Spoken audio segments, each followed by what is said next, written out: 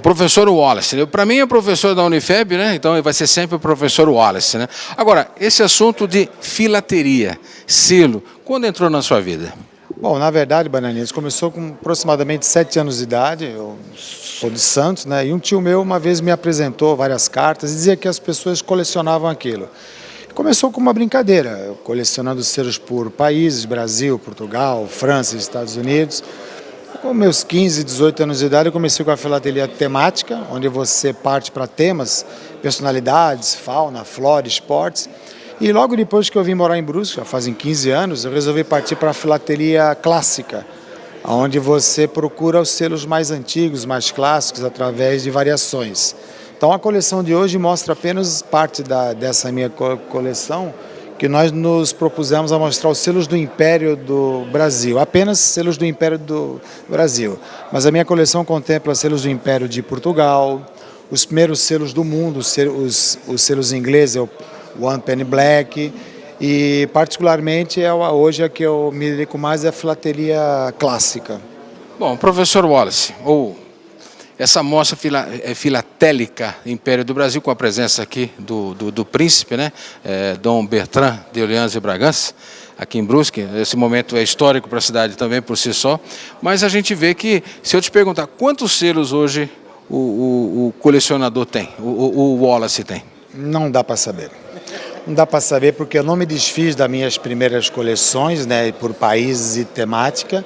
Elas só estão apenas inativas, mas não dá para ter uma noção. Se eu disser para você que são 10 mil selos, eu posso estar subestimando, então eu prefiro não arriscar esse número hoje. Um selo raro.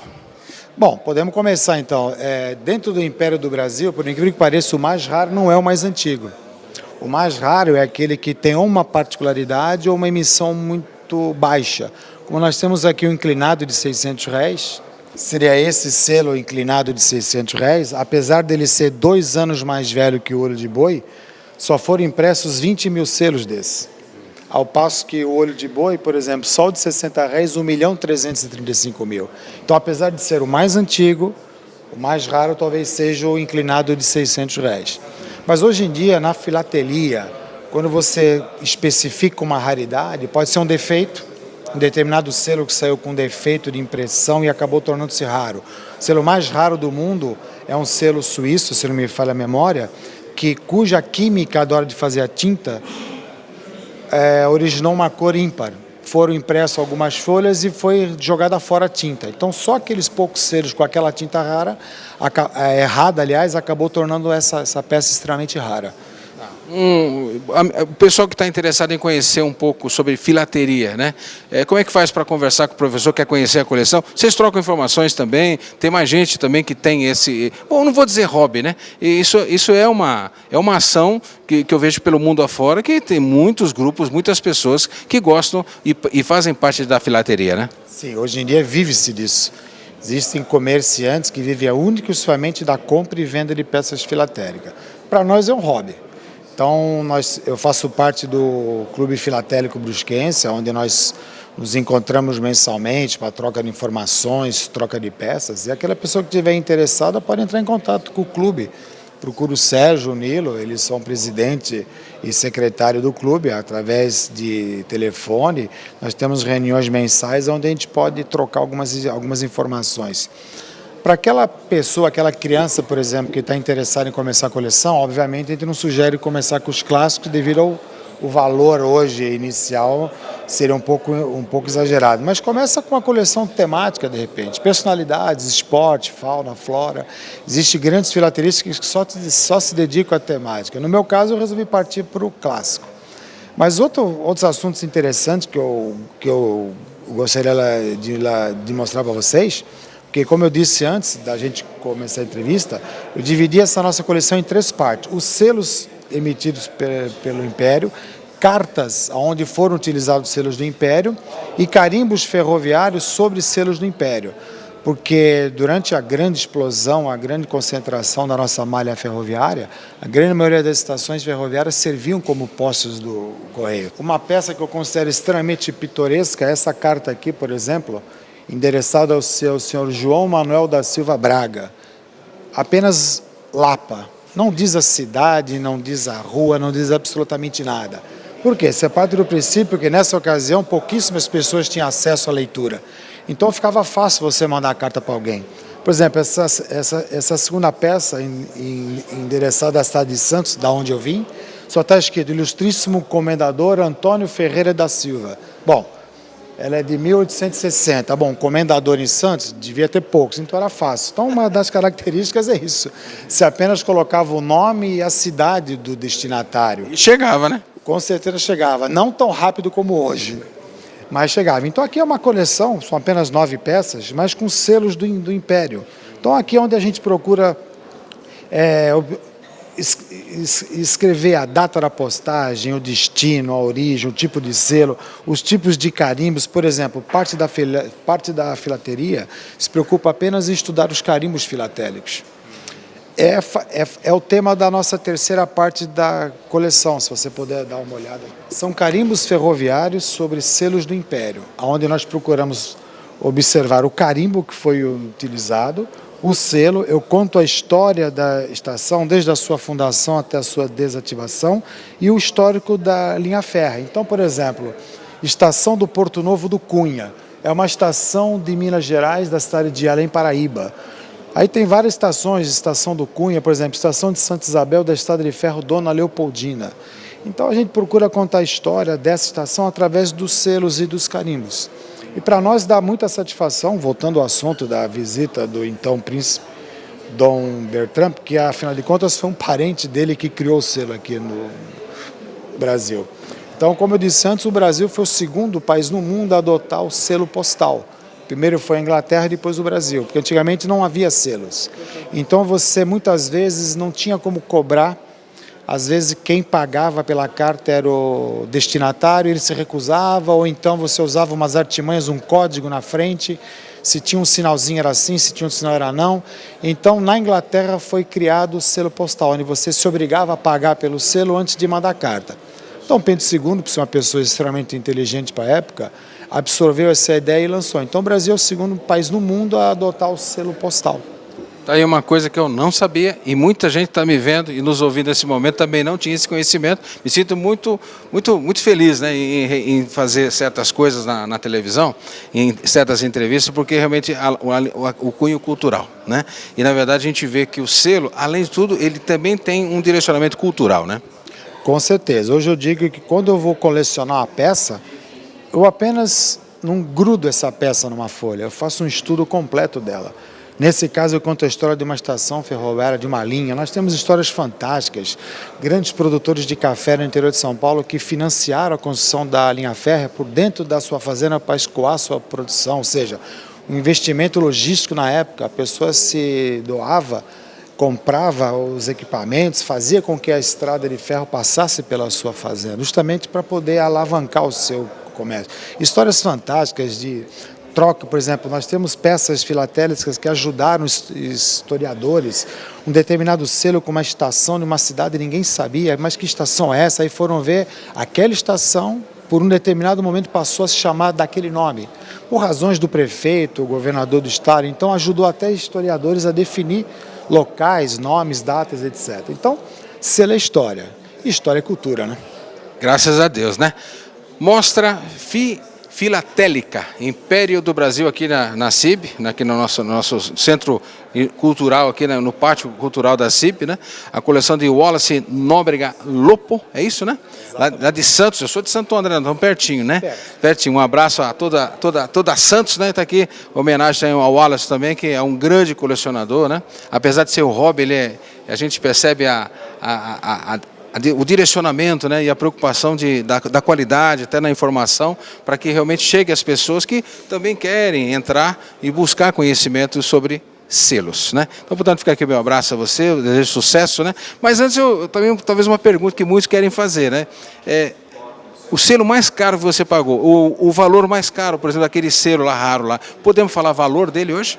Sim, por exemplo, esse selo aqui, apesar de ser o selo mais raro, obviamente eu não comprei a peça mais valiosa, porque como os selos eram cortados à mão por navalha, tesouras, então esse selo, apesar de ser o mais raro, ele tem um pequeno defeito lá na lateral, onde desvaloriza um pouco. Mas, por exemplo, uma peça filatélica dessa, com os 4 cantos perfeitamente cortados, visivelmente à mostra, você pode comprar por tranquilamente 15 a 20 mil reais uma peça dessa.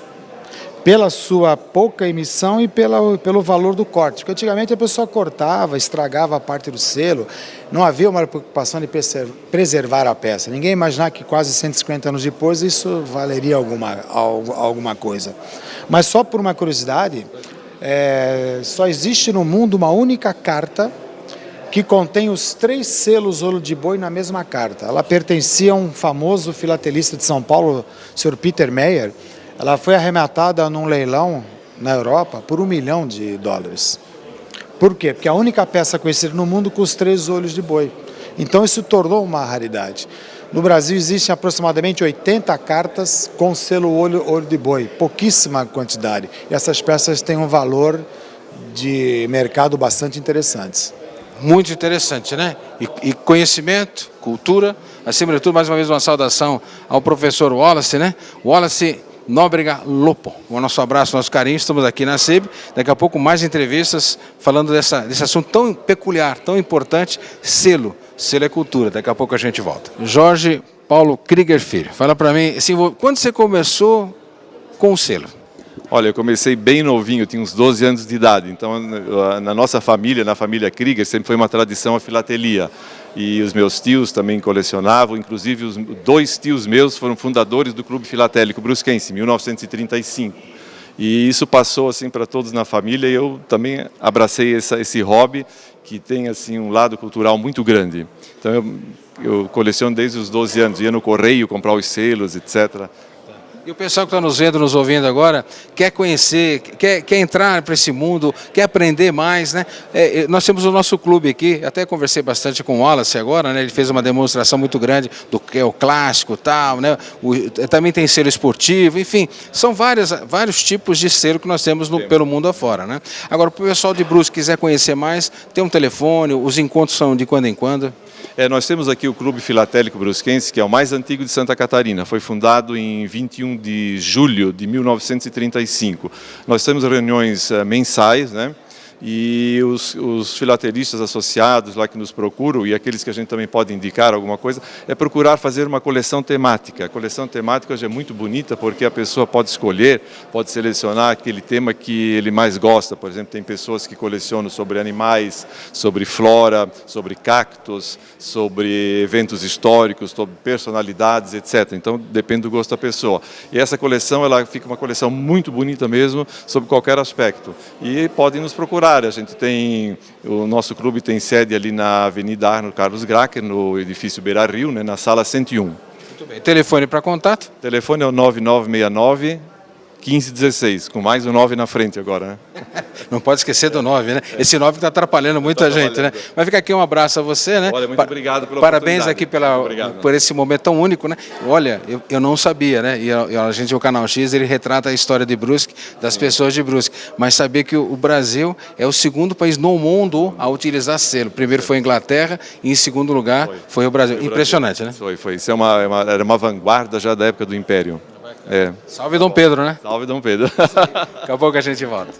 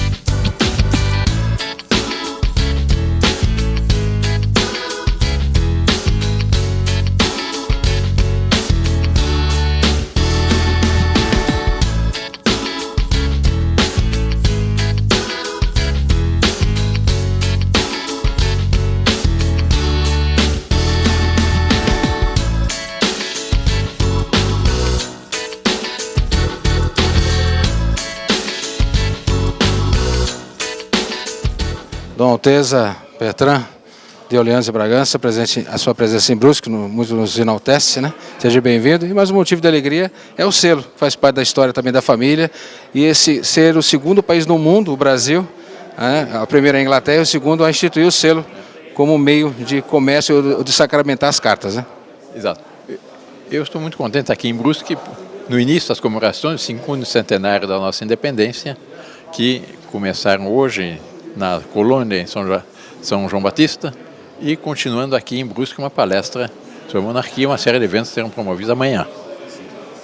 As questões de selos, como eu disse, as coleções de selos são altamente didáticas.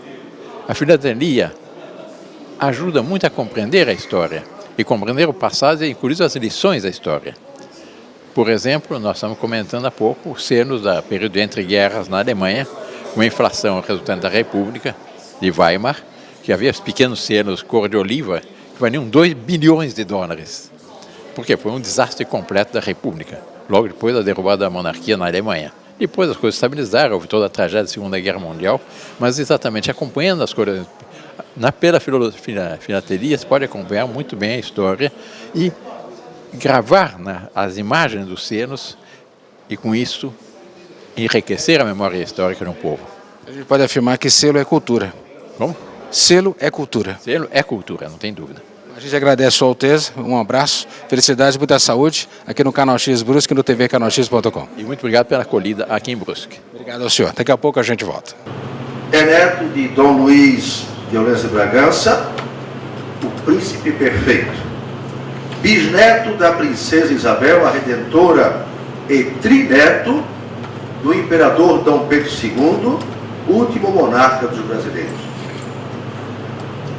Os imperadores do Brasil, bem como os reis de Portugal, desde o século XVII, pertenceram à dinastia de Bragança, a qual teve sua origem em fins do século XIV, na figura heróica e legendária do santo condestado de Portugal, o bem-aventurado Dom Nuno Álvares Pereira. Por sua mãe, a princesa Dona Maria da Baviera de Orleans e Bragança, Dom Bertrand herdou as tradições da família de Wittenbach, a Casa Real da Baviera, uma das mais antigas da Europa, remontando ao século IX. Por seu bisavô, o príncipe Gastão de Orleans e Bragança, Conde de, esposo da princesa Isabel e herói da Guerra do Paraguai, Dom Bertrand descende da Casa Real Francesa, provindo em linha reta de Hugo Capeto e de São Luís IX, o rei cruzado. Os senhores imaginem a carga genética que possui Sua Alteza Dom Bertrand. São 1.200 anos de pai para filho na linha varonil, sem interrupção, desde o século IX, o Capeto, até Sua Alteza, século XXI. Linha varonil, sem interrupção. Imagine então a carga genética que não possui o príncipe imperial brasileiro. Fora as outras casas europeias, como a de Wittenbach e outras que não estão aqui mencionadas. Descendendo de reis, santos e heróis, de fundadores de impérios e cruzados, o príncipe imperial recebeu uma educação à altura das tradições que encarna. Nascido em 1941, em Montpellier, no sul da França, onde o exílio da família imperial e a Segunda Grande Guerra retivera seus pais, Dom Bertrand veio ao Brasil logo após o término do conflito. Realizou seus estudos secundários em parte no estado do Paraná, onde seu pai se instalara como fazendeiro, em parte no Colégio Santo Inácio, dos Padres Jesuítas, do Rio de Janeiro.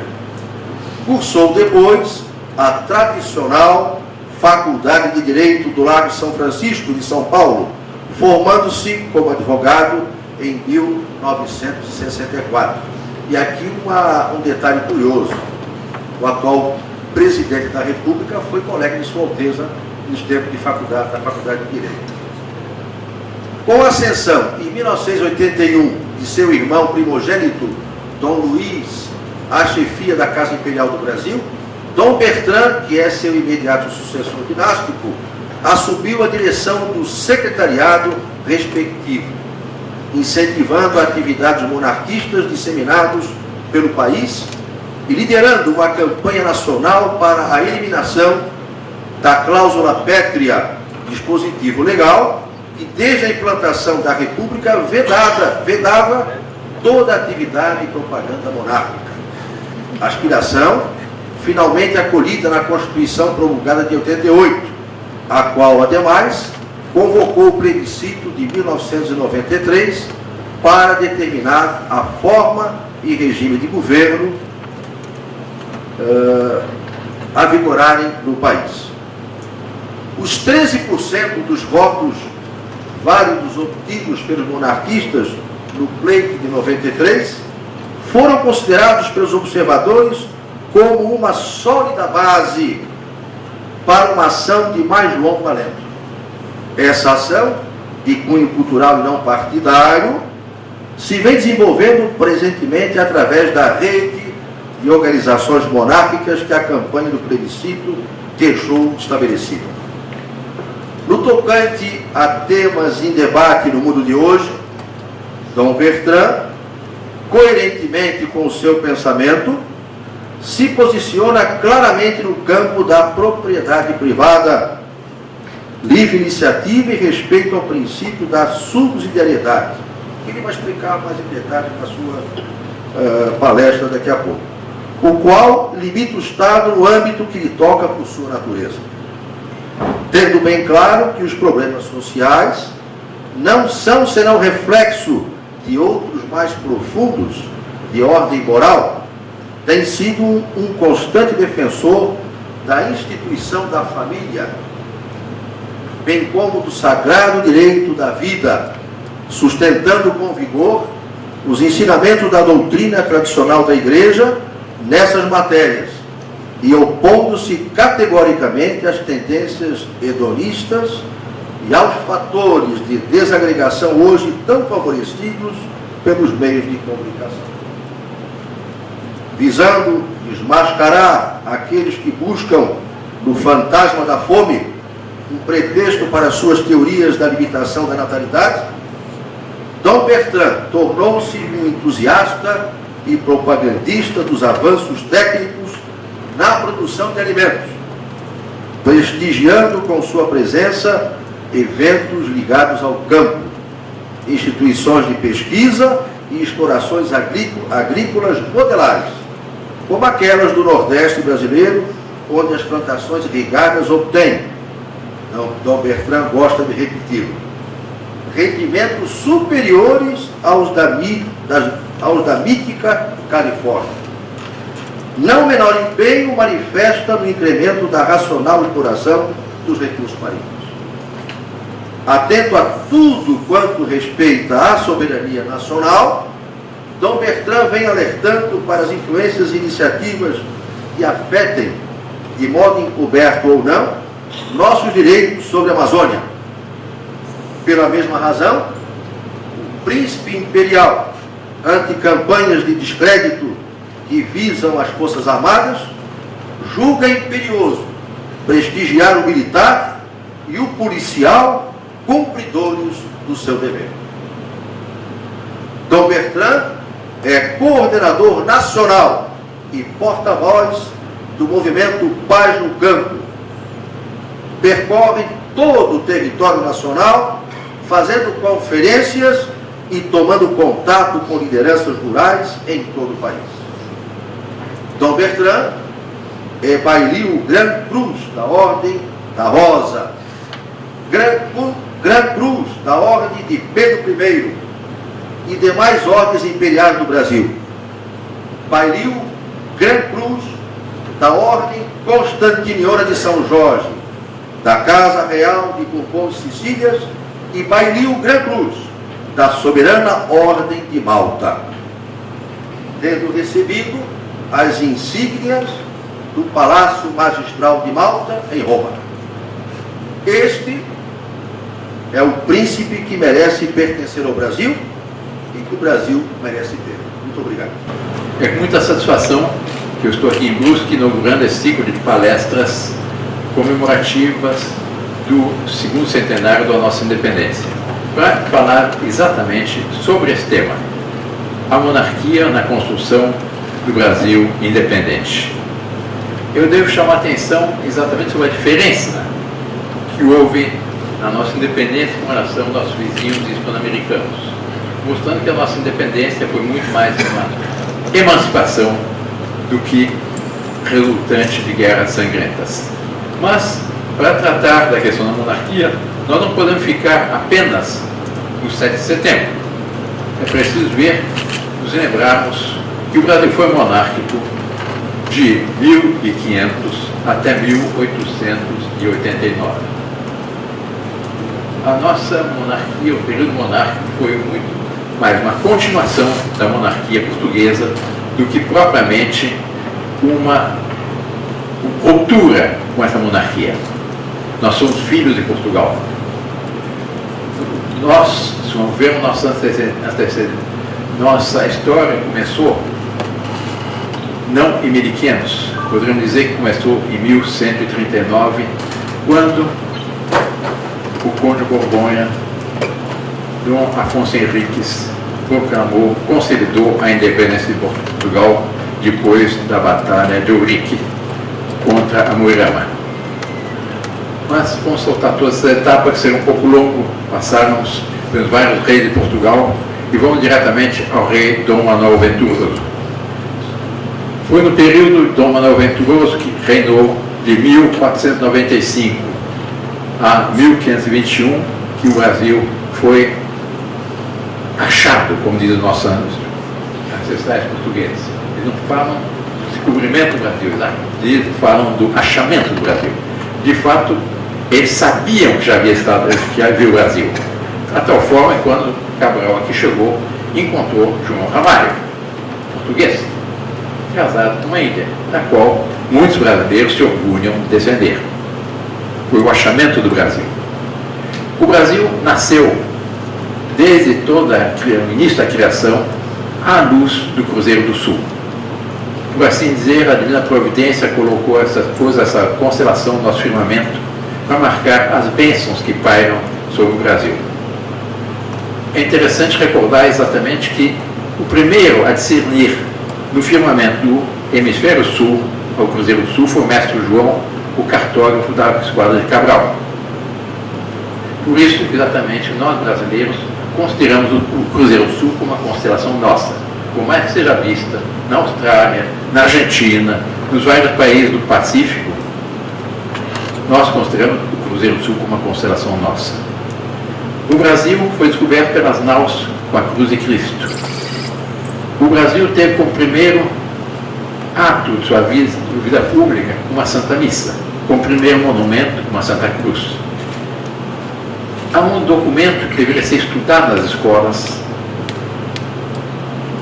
que é fundamental, que é como que a ata do nascimento, a certidão do nascimento de nossa pátria, que é a carta de Pedro Vaz Caminha ao rei de Dom Manuel. É uma carta profética.